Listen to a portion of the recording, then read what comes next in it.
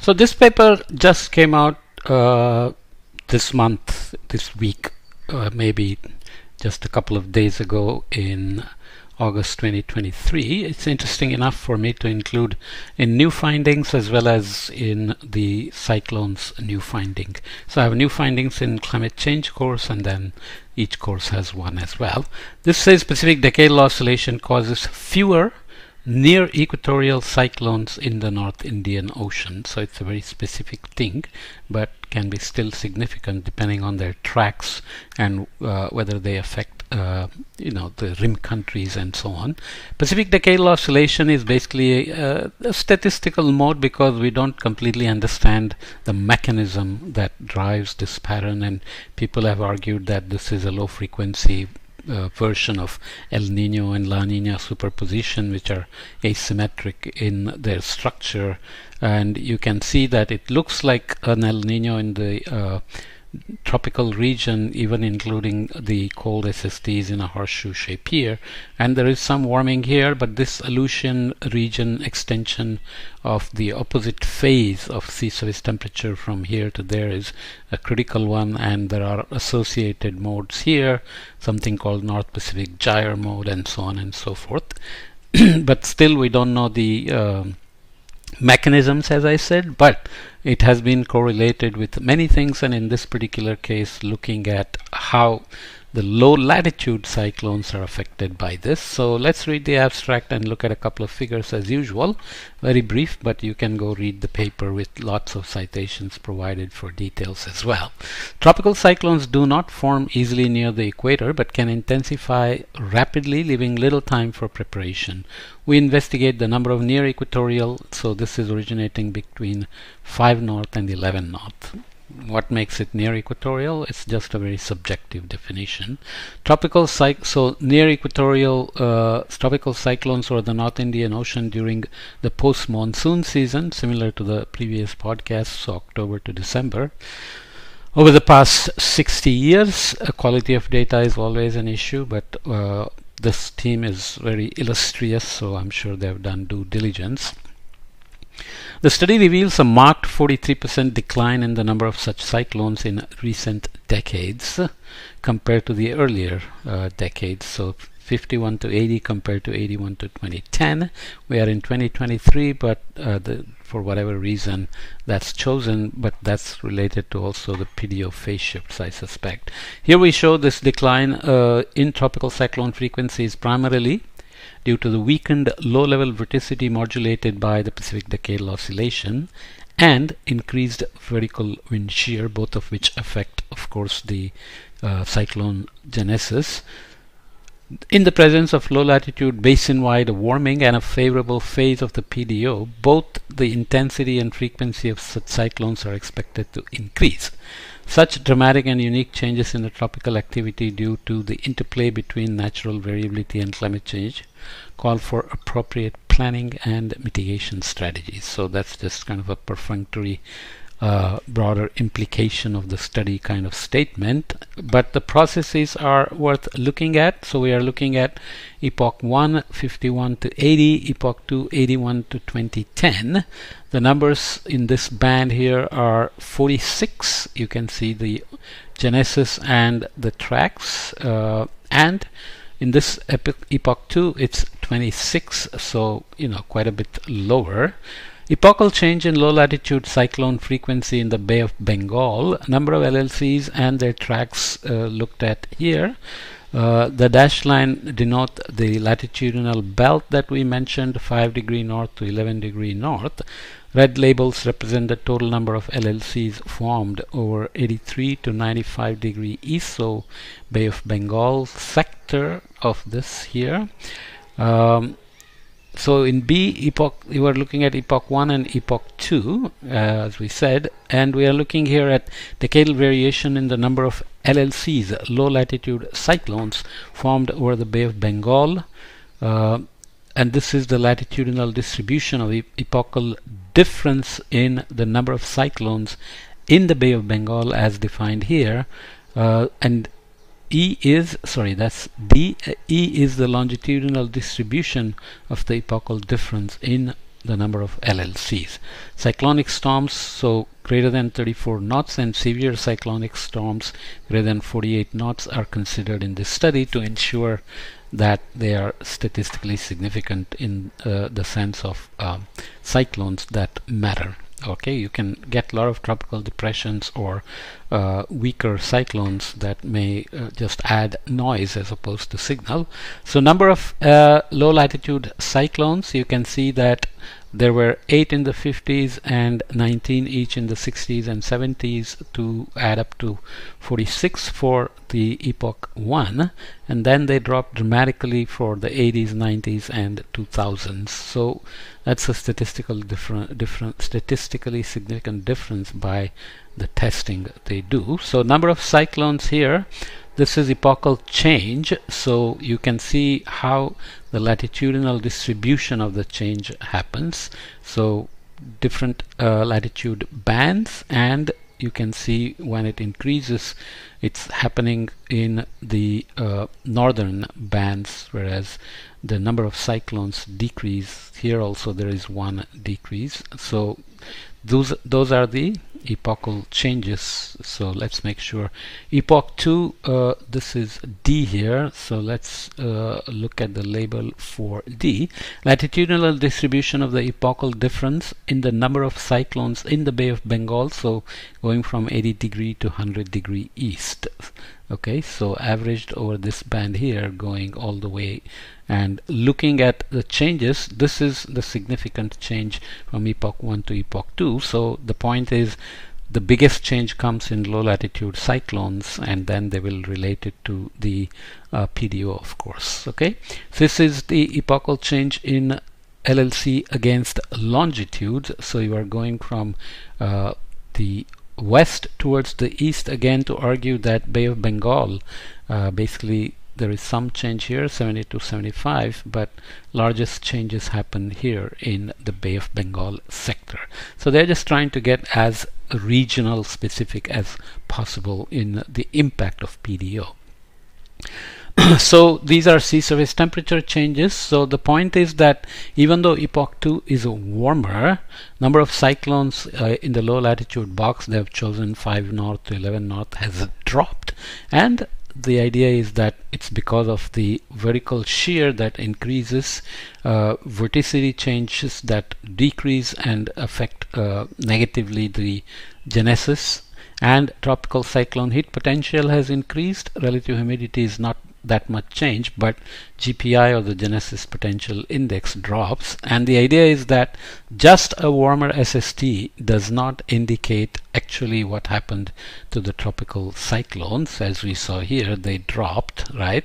And their argument is that despite the warming, there is a drop in the low latitude cyclones because of the impact of PDO on the vorticity and vertical shear. Okay, epochal change in vertical wind shear increased over here. Absolute vorticity generally decreased, and winds, you can see there is kind of a box drawn with a cyclone, which is generally favorable for, I am fumbling, favorable for convection, especially if you have warm SSTs in the October, November, December season. And here is the epochal change in the winds at 850 hectopascal. So you can see basically the wind changes are consistent with vertical wind shear and changes in the vorticity. That's what you would want. Okay, epochal change, vertical wind shear, A and B represent regions where epochal differences are significant at the 90th percentile confidence, and D and E, C and D, sorry, I am always losing track here. See, post-monsoon seasonal mean winds, so those are seasonal mean, you have to be careful, at 850 hectopascal. So those are epochal changes in SSTs in the background, so warming and cyclonic circulation consistent with, you have to see whether atmosphere is forcing the ocean or the ocean is forcing the atmosphere, or how strong the feedback is. And in D, to do epochal difference in winds at 850 hectopascal and SST. So this is not the epochal, yes, this is the epochal difference in wind. B is, why am I fumbling this? So sorry, C is post-seasonal, post-monsoon seasonal mean winds, so they are not differences, so be careful. These are the differences which are consistent with what we said. So looking here at low latitude cyclones and Pacific Decadal Oscillation connection for epochal change in LSC intensity, latitudinal position of zero absolute vorticity at 80° east, it has over time it shifted, so you had it at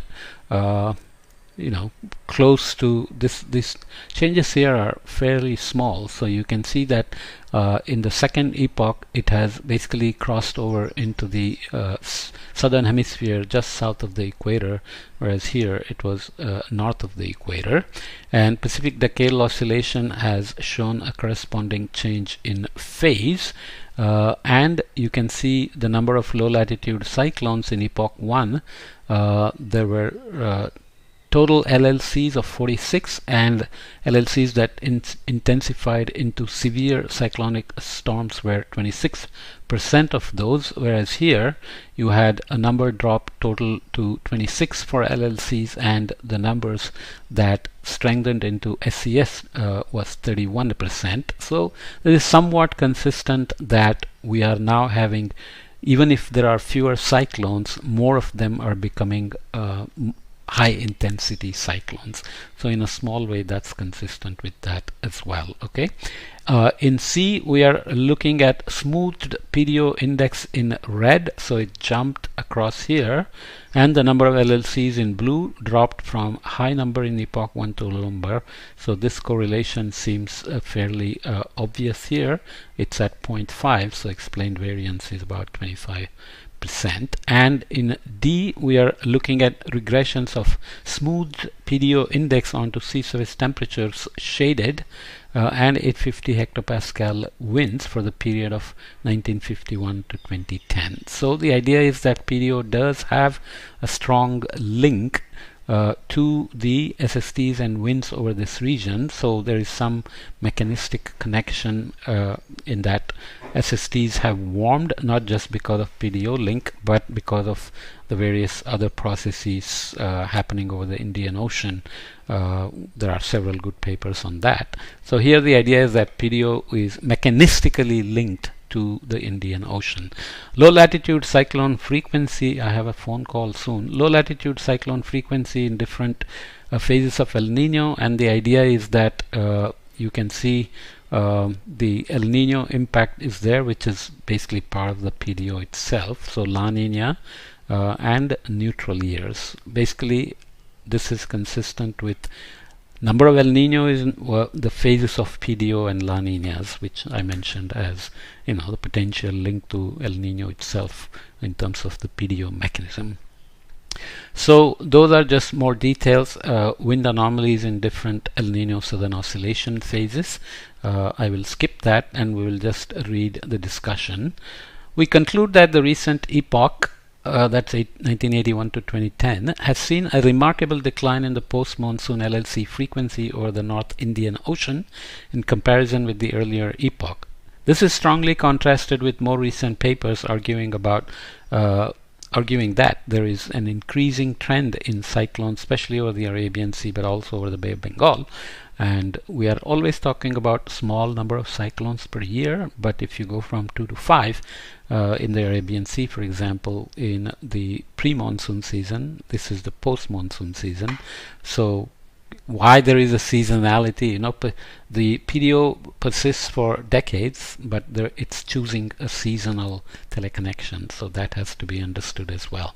Okay, so we conclude that the recent epoch has seen a remarkable decline in the post-monsoon LLC frequency over the North Indian Ocean in comparison with the earlier epoch. This decline in LLC frequency cannot be attributed to an increasing SST and oceanic heat content and nearly unchanged mid-tropospheric humidity. The decline in LLC frequency in the recent epoch seems to be primarily caused by the reduced low-level vorticity that we looked at due to southward displacement of the equatorial westerly winds and a slightly equatorial westerly winds in the OND October, November, December have shifted southward and a slightly increasing vertical wind shear. The strong equatorial westerlies lead to the formation of cyclonic circulation on either side of the equator within the latitudinal belts of 5 to 11 north and 5 to 11 south. The southward southward displacement of equatorial westerlies in the recent epoch is strongly associated with the PDO. That's their main point.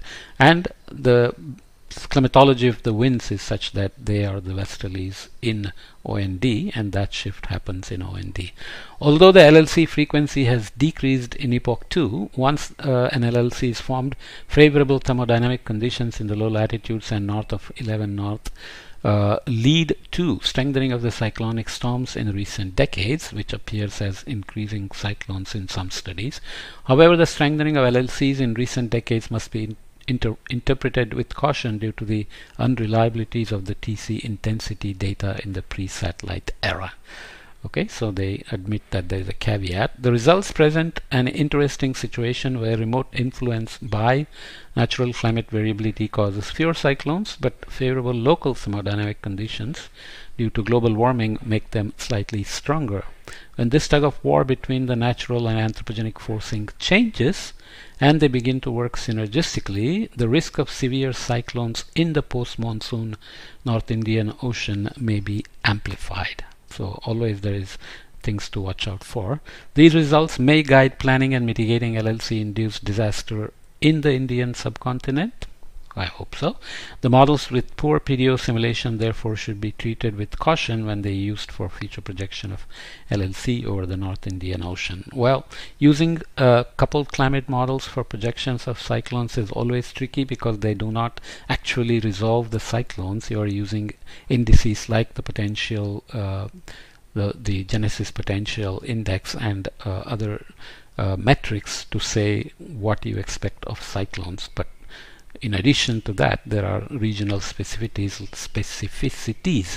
like this of PDO impact in a season, in a region. So always caveats for using climate models for interpreting changes in the future, which themselves are always a function of scenario uncertainties when you go beyond about 2050. So that's another big concern as well. Okay, I will leave it here.